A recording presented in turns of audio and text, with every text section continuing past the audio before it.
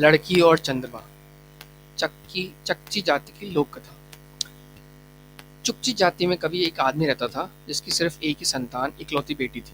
इसकी सिर्फ एक ही बेटी थी। वो लड़की अपने बाप की बहुत ही मदद करती थी। वो हर गर्मी अपने खेमे यानी कि कुनबे से बहुत दूर गुजारती थी। अपने पिता के 12 सिंगे जानवरों की देखभाल करती और जाड़े में यानी कि ठंड में वो झुंड को और भी दूर ले जाती। कभी कभी वो खुराक के लिए अपने सवारी के 12 सिंगे पर घर आती। एक रात को जब वो खेमे की ओर जा रहे थे यानी कि अपने जो टेंट की ओर या अपने कैंप की ओर जा रहे थे, तो एक बारहसिंगे ने अपना सिर ऊपर उठा और आकाश की तरफ देखा, नहीं, ऊपर देखा। वो चिल्लाया, ऊपर देखो, ऊपर देखो। लड़की ने ऊपर देखा तो पाया कि चंद्रमा जो है एक स्लेज में नीचे आ रहा है। उसकी स्लेज में दो बारहसिंगे जो है आगे लगे हुए थे, उस स्लेज को खींच रहे थे। लड़की ने पूछा, वह कहाँ और वो किस लिए जा रहा है? वो तुम्हें उठाकर ले जाना चाहता है, बारहसिंगे ने उस लड़की को जवाब दिया। ये सुनकर लड़की को बहुत चिंता हुई। अब मैं क्या करूं?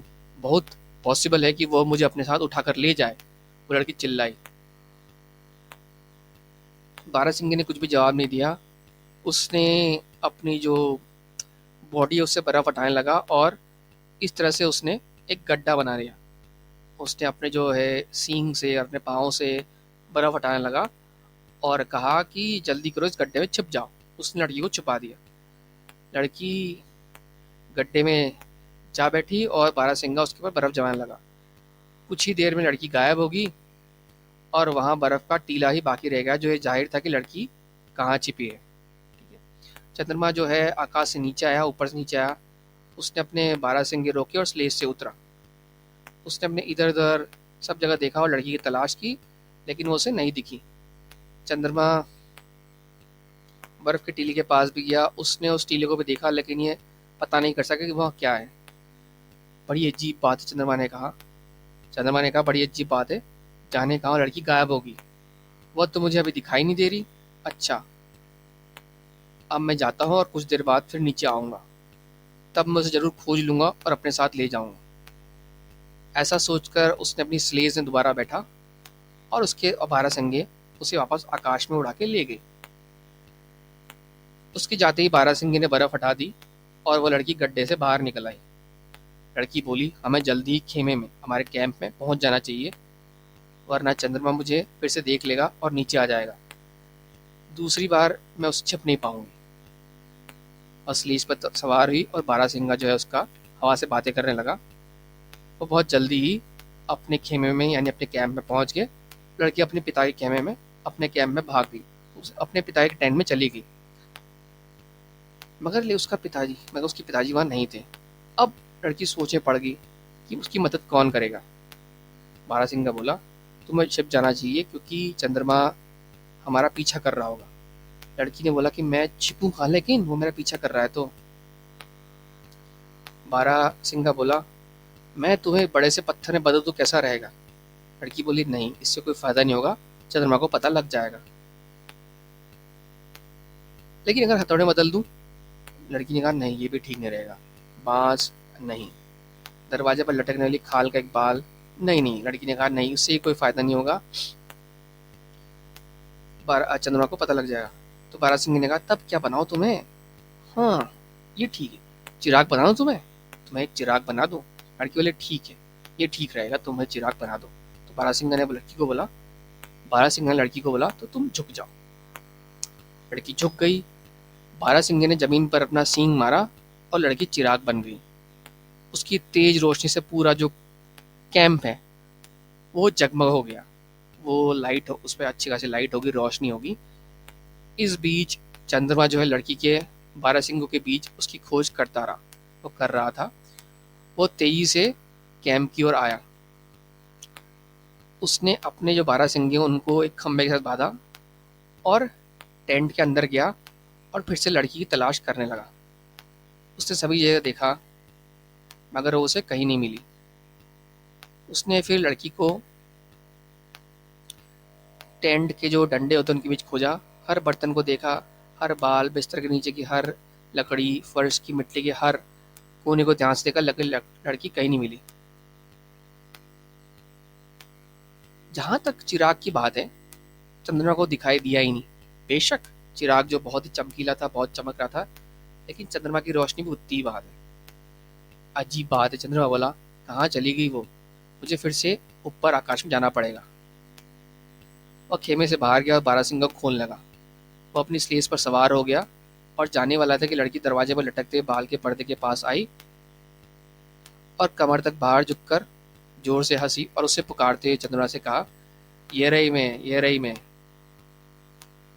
चंद्रमा अपने बारहसिंगे को वहीं छोड़कर तेजी से खेमे की ओर, यानी कैंप की ओर, टेंट की ओर भागा, मगर लड़की फिर से चिराग बन गई।